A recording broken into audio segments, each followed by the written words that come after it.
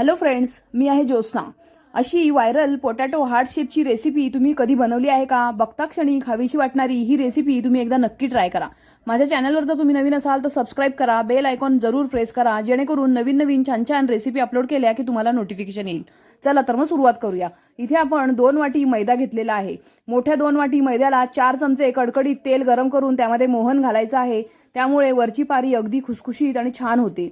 आता व्यवस्थित मिक्स करून घेतलंय तेल, त्यामध्ये आपण थोडं थोडं पाणी घालून एक घट्ट असा मैद्याचं पीठ भिजवून घ्यायचं आहे।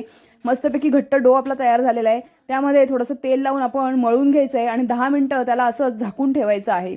आता आपला छान मैदा मळून झालेला आहे। आपण पोळी लाटतो त्यासाठी जेवढा गोळा घेतो तेवढा एक एक गोळा यातनं काढून घ्यायचा आहे आणि छान एक मोठी अशी पोळी लाटून घ्यायची आहे। ही पोळी लाटताना खूप जाड किंवा खूप पातळ अशी करायची नाहीये, मध्यम आकाराची अशी पोळी लाटून घ्यायची आहे, तुम्ही बघू शकता। त्यानंतर इथे बटाट्याची भाजी करून घेतलेली आहे। आपण नेहमी जी बटाट्याची भाजी करतो तशीच भाजी करून घ्यायची आहे। ती छानपैकी याच्यामध्ये पोळीवरती स्प्रेड करून घ्यायची आहे आणि दोन्ही बाजूनी आपल्याला रोल असा करून घ्यायचा आहे। अर्धा रोल या बाजूनी करायचा आहे आणि अर्धा रोल आपण इकडच्या बाजूनी करणार आहोत। दोन्ही रोल एकत्र करायचे आहेत आणि घट्टसर असं दाबून द्यायचंय, आपल्याला छान प्रेस करून घ्यायचंय। त्यानंतर एक आपल्याला दोरा घ्यायचा आहे। दोऱ्याच्या साहाय्याने आपल्याला मध्यम आकाराच्या अशा छानपैकी कट करून घ्यायच्या आहेत वड्या। आता तुम्ही इथे बघू शकता असे छानपैकी कट करून घेतलेले आहेत। एक एक कट असा करून घ्यायचा आहे। दोऱ्याने केल्यामुळे तो पटकन कापला जातो, भाजी बाहेर येत नाही। सुरीने कापायला गेलं तर त्यातली भाजी बाहेर येण्याची शक्यता असते। आता इथे आपण असा छान आकार देऊन घ्यायचा याला हार्ट शेपचा। किती सुंदर असा रंग आलेला आहे, छानपैकी हार्ट शेप आपले सगळे समोसे कट करून झालेले आहेत।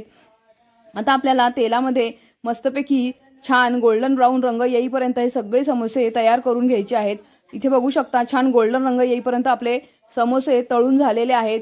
असे वेगळ्या प्रकारचे हार्ट शेपचे समोसे तुम्ही एकदा नक्की करून बघा। चॅनलवर जर नवीन असाल तर सबस्क्राईब करा, रेसिपी आवडली तर लाईक करा। डिस्क्रिप्शन बॉक्समध्ये भाजीची रेसिपी दिलेली आहे, नक्की बघा।